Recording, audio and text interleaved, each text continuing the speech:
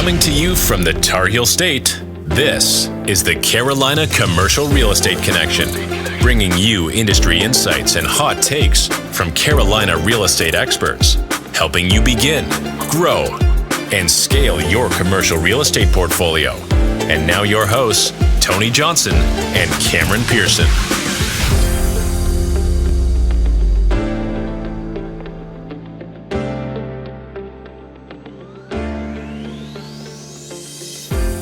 Welcome to another episode of Carolina Commercial Real Estate Connection. Today we have Alan Siebenaler. Al Siebes. Al Siebes on. Siebenaler. I worked on it. I got it right. I got it wrong. But Alan, welcome to the show. Thanks for having me. Hey, so Alan, can you please tell us a bit about yourself, where you're from, how long you've been in the business? Absolutely. I'm from the West Coast. Originally grew up in St. Louis, Missouri, but I moved out here to go to Pepperdine, and the beach became home. And I live in Santa Barbara, California. I've been investing in real estate for 23 years. I've also been an agent for 23 years. It's kept me busy, learned a ton. I'm still learning every day, so I love the business. Awesome. Yeah, they say if you ever stop learning, then you're dead. So You're right. Got to keep it moving. Keep it moving. keep going. Absolutely. Keep going. Yep. All right. So could you tell us a bit now in what we've looked at, you do homes, apartments, condos, a lot of fixing and flipping. Is this all on your own, or did you take on investors? How did that work for you through the years? Yeah, both. I started on my own. You know, my wife and I, we started actually in the management side. So we were living in Santa Monica, California, which is the beach side of Los Angeles, super expensive place to live. And to save on rent, we started managing an apartment building, living in the unit. We were the resident managers, and we worked directly for the investors that owned that building. So we did the leasing, we helped manage the crews, doing maintenance and renovation, and just learned a ton, and got a nice apartment at a big discount for it. And so that started us on this journey of learning. And then from there, we bought our first, fixer condo on our own, and eventually fixed that up and rented it out, and then moved back into management, then bought a 4-unit, moved into it, fixed it up, rented it all out, increased the rents, and just kept going from there, and then traded up. Using 1031 exchanges, we traded up into larger multifamily, some of which were in the Midwest, and kind of that started our journey. I mean, that what I just mapped out for you, that was about a, maybe 8-year start to the journey, and then got into multifamily for the next, decade or more. So it went from there. And then I've been working as an agent while doing that, doing commercial real estate, some residential as well. And that kept me busy on that side of things. And this was all coming from Santa Barbara, but like the Midwest, how did you find those multifamilies and the opportunities? Yeah, the first one, it was interestingly enough when the recession was just hitting. So that was the end of 2006, maybe just a little bit before the Great Recession was hitting. I was actually feeling uncomfortable about the California properties that I'd owned. They'd gone up in value significantly, and I wasn't seeing much cash flow on them. It was just basically that condo and that 4-unit. And I, was reading Rich Dad, Poor Dad. I was studying cash flow, and I'm like, I want to get into income on my rental properties. And so I sold the condo, and, I rode that wave up and sold it for double what I bought it for. And I bought a 12-unit in Tulsa, Oklahoma. And the way I found that is I had friends that grew up there in Tulsa, and they really liked it. It's a mid-sized city. I liked the numbers. The prices were affordable. It was declared like one of the most affordable places to live in America. When I visited the city, it was clean, didn't have a lot of the traffic I was used to in Los Angeles at the time. And so I ended up finding a 12 unit there that was a fixer, but it was in a great location. And I went through the crazy act of buying a 12 unit fixer long distance and fixing it up, increasing the rents, got a construction loan to do it. And that started the journey of, long distance investing and multifamily investing, and, learned a lot, but it was successful. That's always one of the big challenges, is taking on a fixer upper out of your area. It's a lot easier when you're in your own area. I don't even necessarily recommend it. Big reach. Huh? Yeah, I don't even necessarily recommend it. I mean, I was just ready for some, sweat equity, and that's serious sweat when you're long distance. You have to have a really, really trusted and skilled team on the ground. And, I'd go through multiple teams and people to get to the right one, but it's hard and it's stressful when you have a lack of control. And that's one thing we love about real estate, right? Is we have control. Like, if I invest in Apple or I invest in some stock, I don't have control of that company. I can't make tweaks to improve the value of that company. But if I invest in real estate, I have control. I can tweak that real estate. I can make improvements to it. I can increase the income. There's things I can do where I have complete control to a relative degree. But once you go long distance, you lose a little bit of that control because you're now trusting people on the ground to do what they say they're going to do at the time they say they're going to do it, and for the cost they say they're going to do it. And real estate, there's so many details involved that can be a serious challenge when you involve distance. Absolutely. So going on that, once you completed that and went through that challenge, did you continue doing fix and flips out of your area, or did you come closer to home and say, okay, that was good, we got through it, let's bring it closer to the home? So what route did you go beyond that? All of it, all of the above. So I was, now we're heading into, you're talking 2007 and 8, and things started getting, kind of ugly, especially in the California real estate market everywhere for commercial real estate.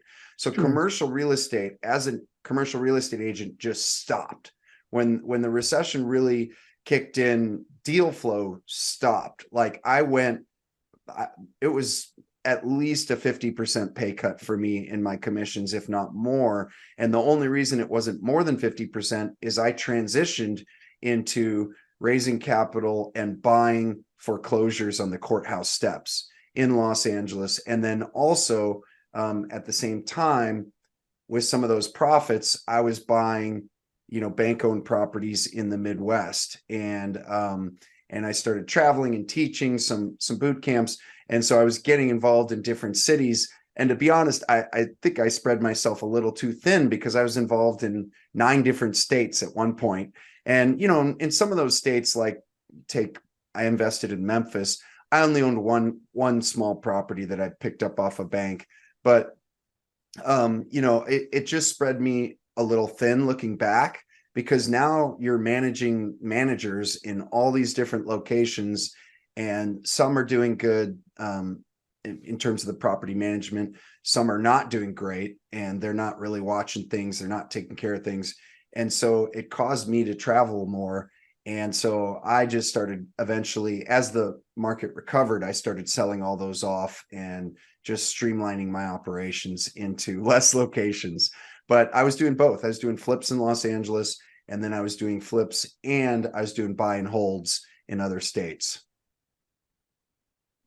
Awesome. Yep, that spread pretty thin though. Yeah, I mean, obviously, I'm sure you would recommend, and I recommend when you're going into other markets, find a market that like you had, friends in Tulsa, Oklahoma, right? And that gave you that warm fuzzy. So once you get established in a market that's out of your own market, you want to kind of consistently stay within that market, not bounce around to a bunch, because you, like you said, then you're going to get spread thin. And that's normally where you're going to start to have errors. You're going to get a bad property manager. You're going to get something is going to go awry. You're going to get a bad property where you might have a bad property manager as well, and it's just not taken care of. And then you've got to manage in all these different markets, and you're overwhelmed, and then things start to fall apart at the ones that might be running easier because you're spending too much time on the one that's, bringing you down. So, that's awesome for your experience, for others to, bank on and maybe not get into something like that, like you were lucky enough to get out.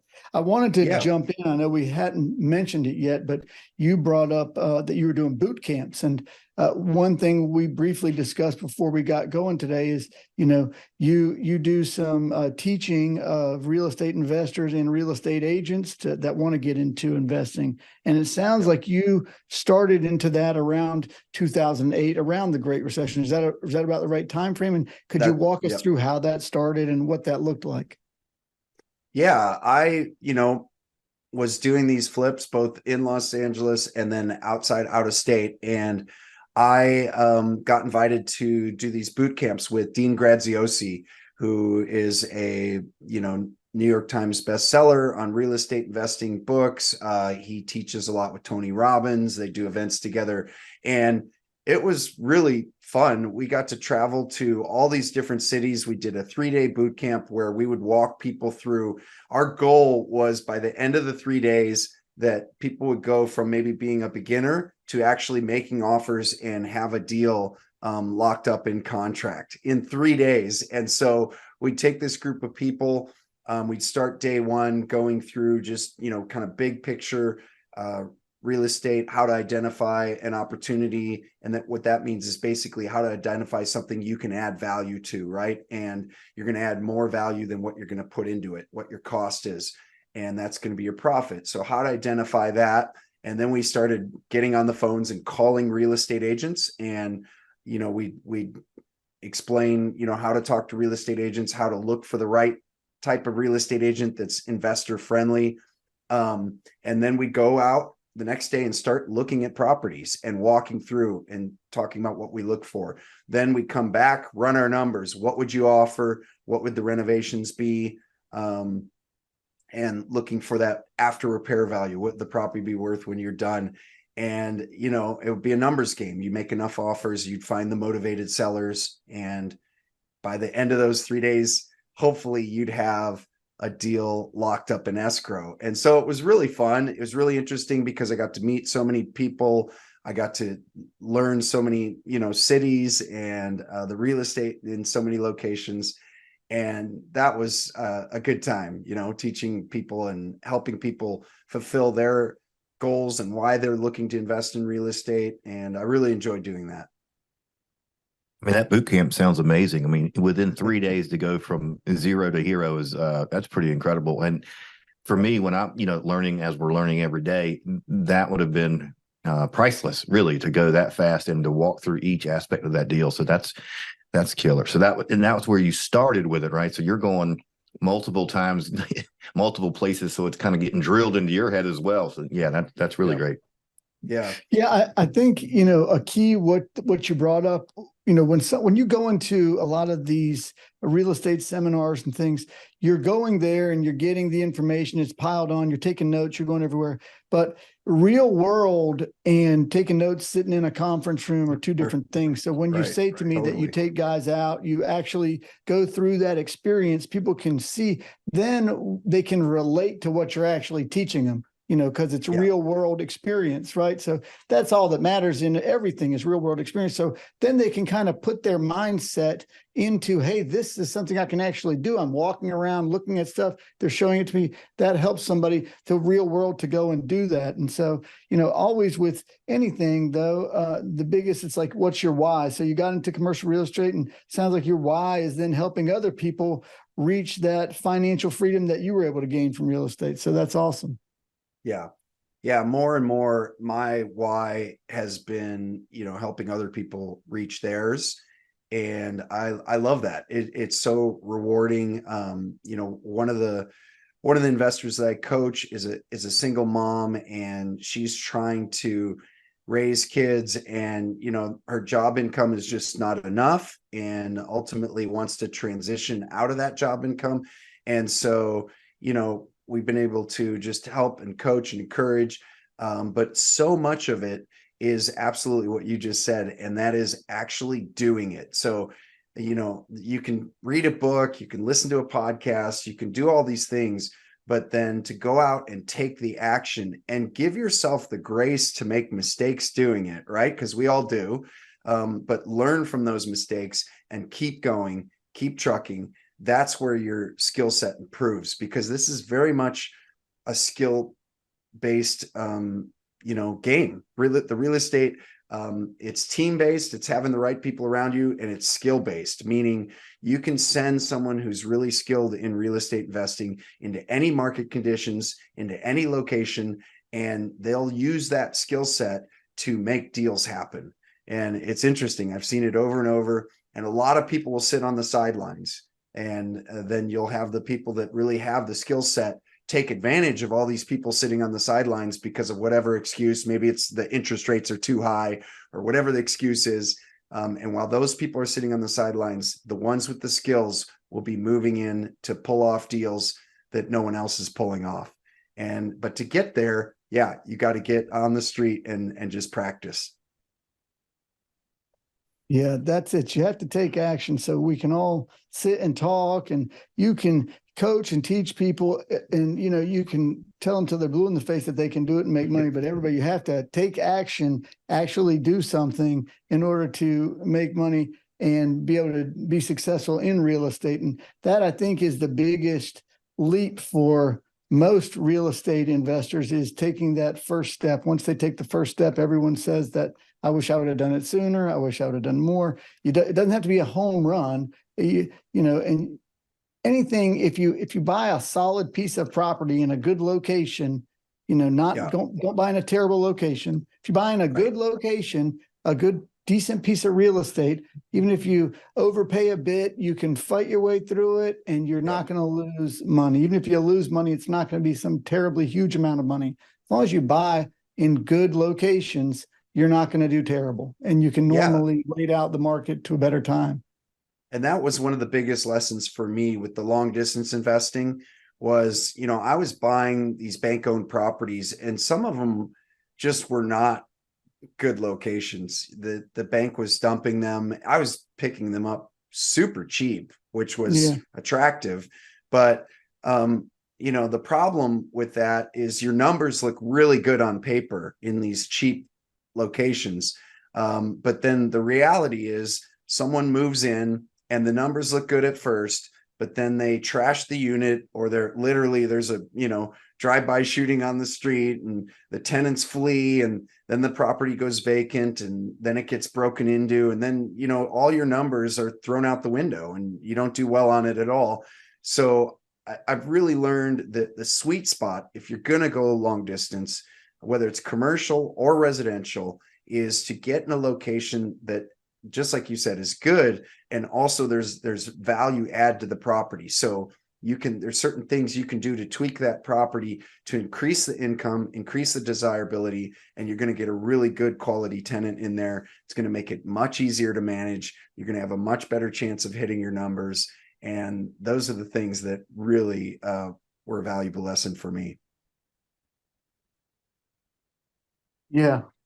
And I think going into this type of a market, that's extraordinarily important. So there's been a lot of people in the past couple of years that, you might, anybody that's looking to get in real estate sees a bunch of people, and man, these guys did great. They did all these home runs. And, a lot of these people right now, it's going to come back and they're not going to do so great. Right. So everybody was riding that wave up, and everybody looked like they're superstars and they're super smart.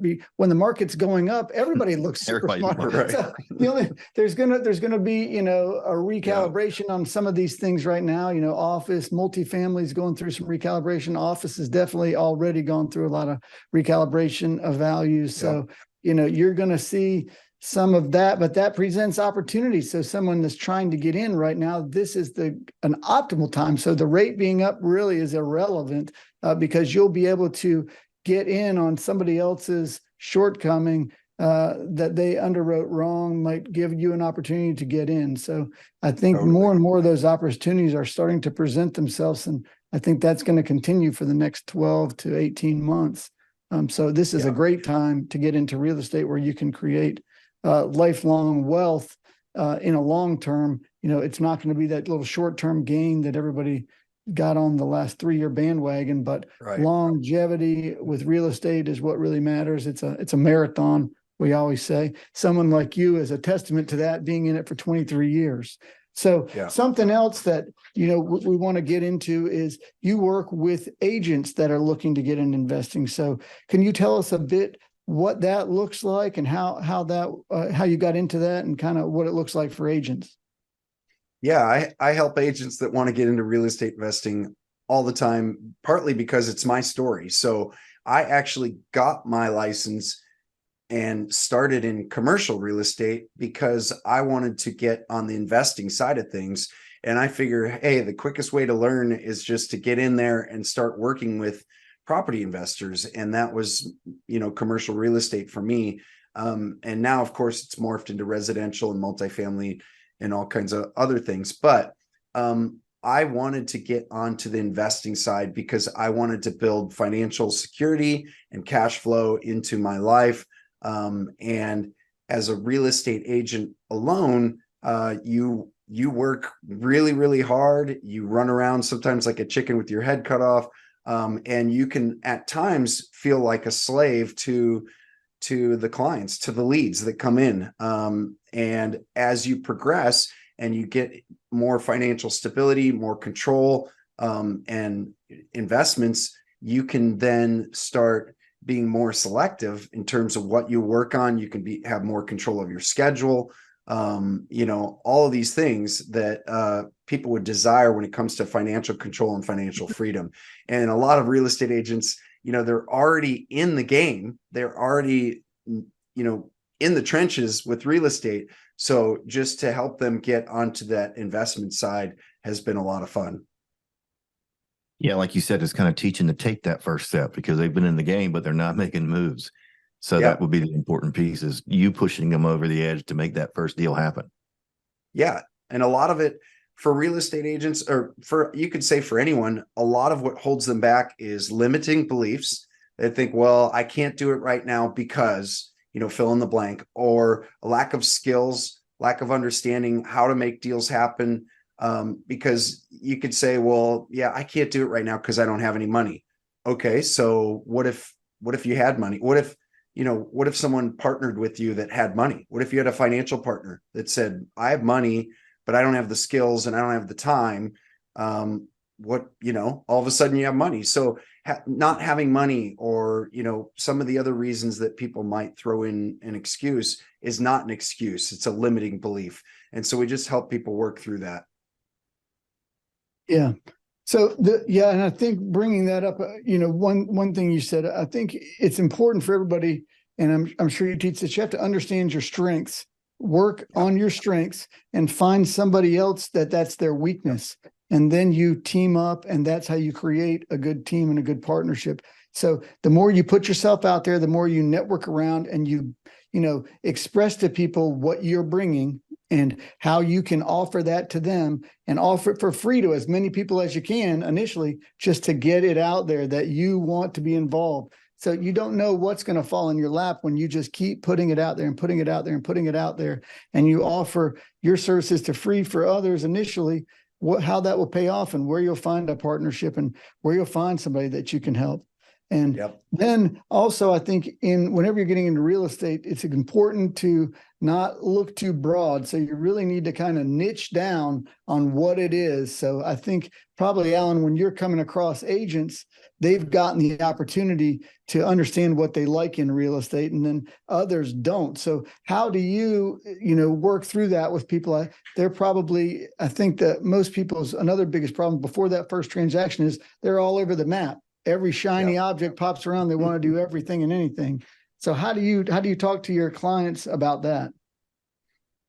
Yeah, it's really contextualized to their situation and who they are, what their experience level is, what their experience is in, where they live, right, is huge. Do they own the property they're living in? Because there may be even a situation where they could buy something and it could be partially their residence and then partially for income. There's a lot of different situations. Could be someone who's just in multifamily or in commercial and they're looking to scale a bit more. And so how do we scale? I've found that on, like, let's take multifamily, for example, that when I was investing long distance, it's really, let's say, awkward to own a long distance less than, I don't know, 75 units, because your budget to hire full-time maintenance, full-time management, all the team that you need on the ground is limited. So the sweet spot became well over 100 units. It actually became easier to own and manage 100 units or more in certain locations because now you've got the budget to hire full-time staff and talented staff, right? And you can give them benefits, which they're looking for. If you've got a really skilled maintenance person, this person is raising a family or whatever, and so they want full-time and they want maybe some benefits too. And so you can really get talented when your budget gets bigger. But those sort of things you contextualize, or maybe it's someone that you're speaking to who's looking to just get into their first property, right? So it's all sorts that has to be contextualized a bit. And you're right, it depends on a lot of things for their situation. Yeah. And so, you bringing that up is just kind of triggers something in my head. So it's always, everybody always thinks you got to start small, work your way up. I'm of the opinion, I like the idea of just starting bigger. So you can find yourself within some group where you can offer some value. You might not make any money, but you might not have to risk any money. If you can somehow, network around to enough people where you can offer some service, that ability that you have that you can offer to a group, and somebody offers to take you on as some type of a limited partner or someone that can just be in the room and understand what somebody else is doing, that's invaluable. So you go in on somebody that's doing 100-unit property, 150-unit property, and you're in the room with them, helping them. Maybe you're just helping them doing some underwriting that you've worked on online. And so you want to help doing underwriting, or you want to go around and market the property, whatever service you can offer. You might not even ask to get paid, but you can see kind of when they're putting out their K1s, when they're doing their quarterly updates to their clients, and kind of understand these nuances that you have no idea about, in order to understand what these investors are looking for, how you create good relationships with passive investors that might be someone you can connect with later. And then once you gain some understanding, you don't really need to make money, especially if you have a W-2 still. If you can just spend some side time understanding that, it's invaluable. And this is a long game. Learn whatever you can learn. And right now, going in this market, it's a great time to learn. So getting with someone like you in this type of market, this is the perfect time, because we're in this weird market cycle portion right now for the next 12 to 18 months where nothing's going up. Nothing's going to skyrocket. This is a great learning time, in my opinion. Yeah. No, I absolutely agree with you. A lot of people are discouraged by interest rates and maybe also a little bit of lack of inventory. But, the more people that are discouraged and sitting on the sidelines, the better, because you make your money when you buy, right? You're identifying an opportunity. And a year and a half ago, 2 years ago, when there was 20 offers on a property, I couldn't compete. Like, I was out of the game. I couldn't buy anything unless I found something off market that no one else knew about. But now, I'll make an offer on a property. There's maybe one other offer, maybe none. And so it gives me a bit of an upper hand in the negotiations and it creates opportunity. Yeah, that just made me laugh a bit because I remember I used to hear back 2 years ago, I'd hear, "Oh, it was 20 of us bid, we won the bid, we got the property." I'm like, man, that's Yeah. not that's You not- paid 400,000 overpriced, so we told them we were not going to retrade this property no matter what. They loved it. They were so excited that we were able to buy it from them. I'm like, yeah, I bet they were. Yeah, doubled his money. So yeah, I agree with you. This is the opportunity. The opportunity was not 2 years ago when everyone was coming in, everyone was buying. Now everyone's timid, everyone is scared. And that's where it presents people that are really digging in and looking for that deal that they can find some value, make it some creative ways to look at deals in a different analysis or a different underwriting method. You might find a diamond in the rough. So you look at one property, an empty industrial building that you want to repurpose for a storage unit and change it for storage. You're underwriting it completely different than someone else that you have a different idea. So the numbers may work 100% for you that don't work for anybody else running it as an industrial property. So it just depends how you underwrite it, how creative you can be, where you can add value, as you spoke before, Alan. So I think there's a lot of opportunities right now. And the rates are, they're high right now, but it's just, this is average over the last 100 years. It's not like these any crazy rates right now. It's not, if we hit 20%, then I think we should all be worried. Right. yeah, that may make a couple things not pencil. Yeah, but then you just move into creative financing, right? It's like that's right. the the banks are not the only way to do it. Well, and that's the piece of your knowledge that's going to come in from the experience is the unique ways to make financing happen and the unique ways to make a property work. And I think that's where a lot of the first timers are going to miss the opportunities. Like Tony just said, if you don't understand that you can do it a different way to make money, then you're going to just pass the property. That doesn't work. That doesn't work. That doesn't work. So your knowledge base, his knowledge base would be, where you want to pull from. So that's where the importance of a coach and a mentor really matter. Now, going and getting a free mentor is one thing. Paying for coaching is a whole nother, because you have someone that is vested in your success when you actually invest in a coach and someone to support you in your time. So Alan, how do you work with clients? Is it like a 1 year deal and then they can renew if they want to keep with you? How does that work?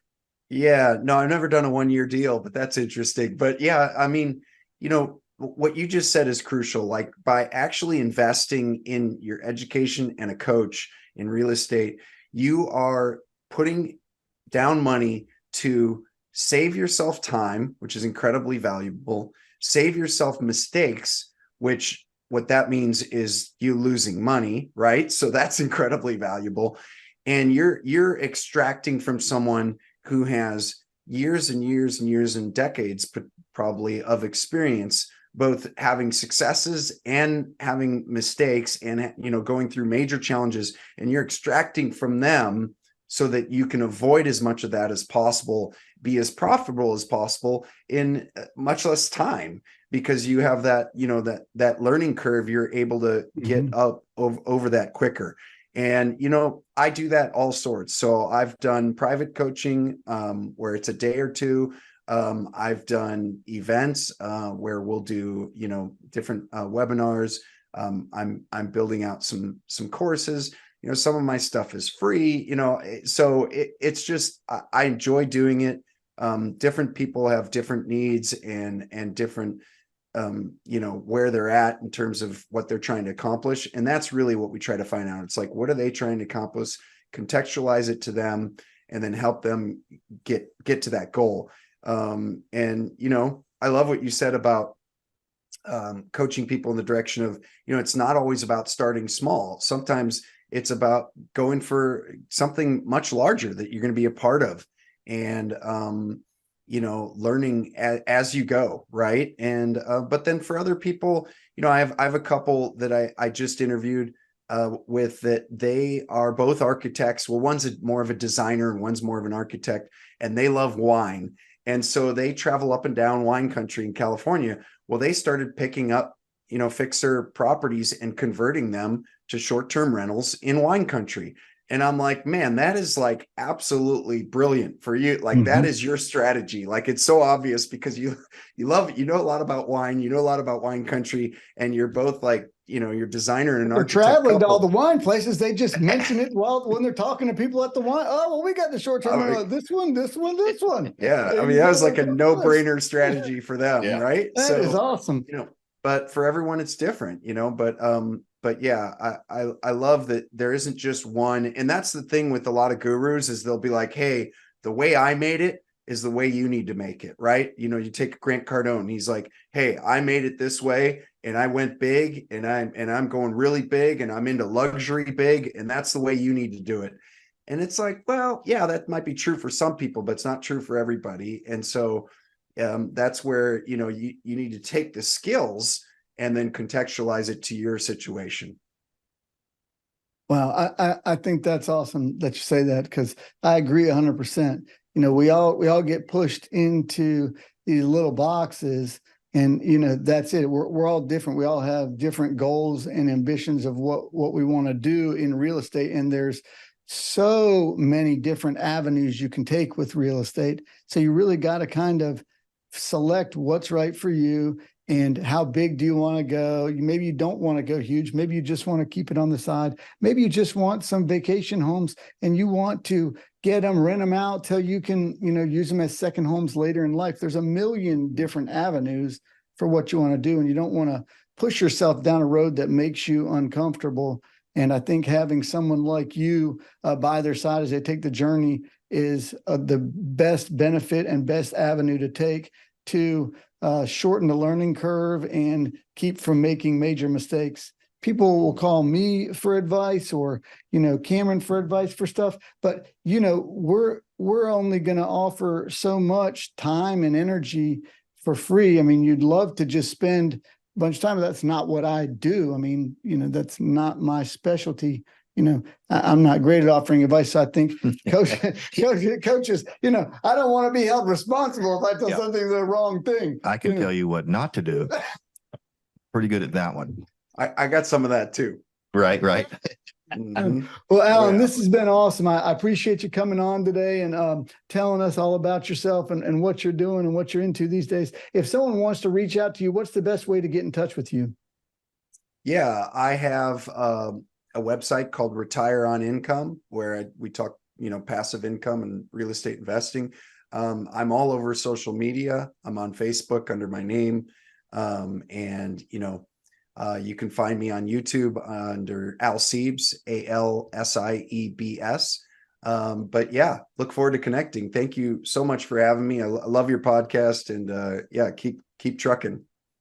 Alan, thanks so much. Thanks, Alan. I appreciate it. Now we're going to come out and go surfing. Now, I was talking before, I cannot surf. I suck. Let's do it. Because we're going to come out to California and watch Cameron surf and me bust my ass.